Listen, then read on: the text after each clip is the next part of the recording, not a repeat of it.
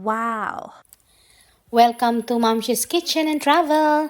So dahil malamig ang panahon ngayon, magluto tayo ng may sabaw.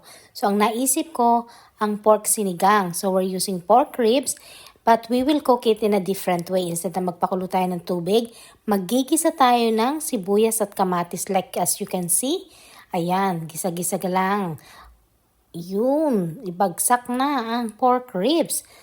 So, bali ang ginagawa ko dyan, sinasangkutsa ko siya. Parang pinapaturn brown natin ang meat. Yan, bali-balik rin natin. Yes. Para medyo mag-brownish ang color ng both meat niya. Takloban natin yan, medyo nagba-brownish na siya. Lagyan natin siya ng konting asin.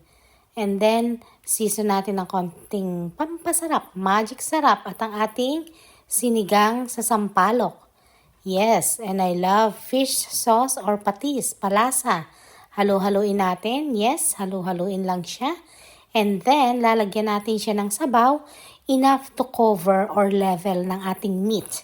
Ayan. Pag kumulo siya, mga 2-3 minutes, ilagay na natin sa lowest fire and let it simmer for about 45 to an hour. Masarap kasi yung malambot talaga yung pork. Yan, tanggalin yung bula-bula. Sabi nila, yun daw yung dumi ng karne. So, tinanggal natin yan. Yan. Kailangan malambot na malambot. Masarap kasi yon. At saka, syempre, yan ang gusto ni Gwapong Hardinero. Yon, lowest fire na siya. Yan. Kita nyo naman, yung sauce ng kamatis lumabas. And then, itap na natin yung ating gulay. So, for today, I'll just want to put some romaine lettuce. Hindi ko na siya lalagyan ng sitaw. Kasi, kami lang naman din ang kakain. Ayan, so sarap.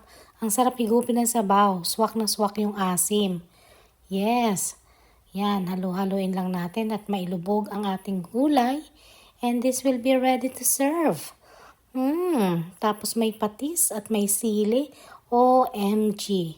Ang sarap na naman ang kain. Yung para bang pinagpapawisan ka kasi talagang sarap na sarap ang iyong kain. So yummy! Oh, buntad na naman ito si Momshi. So, see you next time!